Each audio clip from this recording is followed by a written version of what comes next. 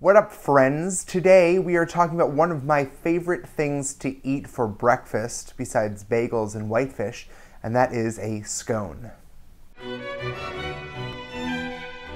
Today's sponsor is Titulia, and you can learn about Titulia online at titulia.com. Titulia has sponsored a number of episodes of WTF, and in each of them we've cooked with tea. Now, Titulia, like its name says, makes tea. They have this farm in Bangladesh that produces organic teas, and they're really wonderful, really different flavors and varieties, and they're sort of, they're of really high quality. They're good teas to be drinking, and they're sustainably produced. You can learn more about Titulia online by going to titulia.com, and if you use the code Daniel Delaney at your time of purchase, you're going to get 10% off your order. Check them out online at titulia.com to get your hands on some of their teas today. So today we're talking about the scone. Now the scone is this little Scottish quick bread, basically. In England, in Australia, in Canada, in Scotland, they use a word that's similar to the word John. They say scones. And they're eaten for breakfast, they're eaten as a side to tea, and now, they're eaten all over the world. Now, historically, when we look at scones, they were these unleavened, flat, round things, about the size of like a dinner plate, and they were cooked in a pan. In some senses, that's very similar to how you make something like an English muffin. Although the ingredients were very different, the original scones were using this unleavened oat and, as I said, cooked in this griddle. When baking powder came around, the whole scone changed shape, literally. It became something that has a leavening agent, so it puffed up, and no longer was it just cooked inside of a pan. Instead, it was cooked in the oven. Today, scones come in a whole variety of different sizes and shapes and flavors, and they're cooked all different ways. You have scones that are triangular, you have scones that are round, you have scones that are square, you have scones that are very sweet, maybe they have fruit in them or they have jam on them, and then you have savory scones. One of my favorites is a bacon and chive and cheddar scone, which is awesome. Some of the scones are fried, sometimes they're baked, and some people still do cook them in a pan. And basically, the texture of a scone is a lot like the texture of a buttermilk biscuit, or at least that's what I think of it as. It's generally kind of a little bit more crumbly than cake is, and it's made with this quick dough, and quick dough is what you use to make biscuits.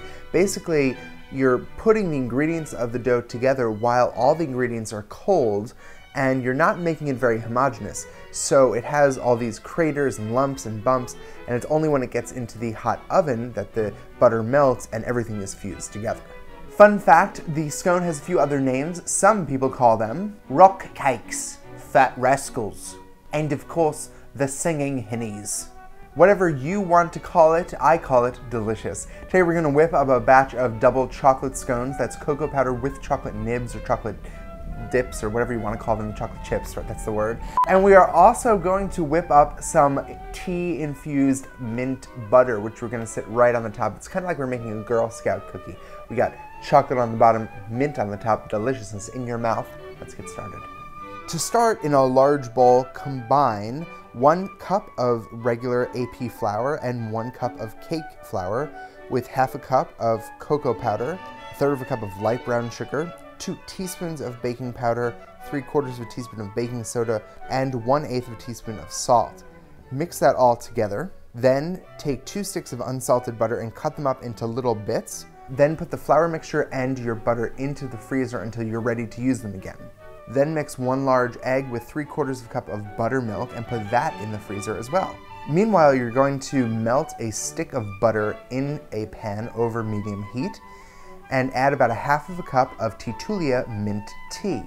Turn off the heat and let it infuse for about 5 minutes. Pour it through a strainer and put the butter in the refrigerator to set.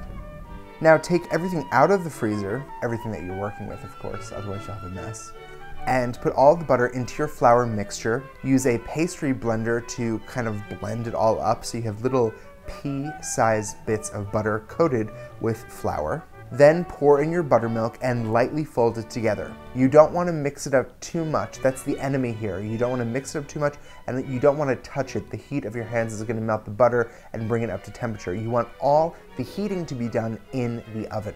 Once it's come together, you're going to flip it out on a lined baking sheet, form it into a square while touching it as little as possible, cut that square into smaller squares, and put it in a 400-degree oven for about 20 minutes. While it's in the oven, you're going to add your butter mixture to a stand mixer, turn it on, and drizzle in about 1/4 cup of honey until it is light and fluffy. Once the scones are done, you're going to top each one with a dollop of honey butter and enjoy. So that is how you make some chocolate scones with a mint honey butter. Totally delicious. Tune in next week for another What's This Food. Check out our sponsor, teatulia.com. Visit my site, danieldelaney.com, where I'm going to be posting a bunch of other new content, which is really fun, and I will see you next week.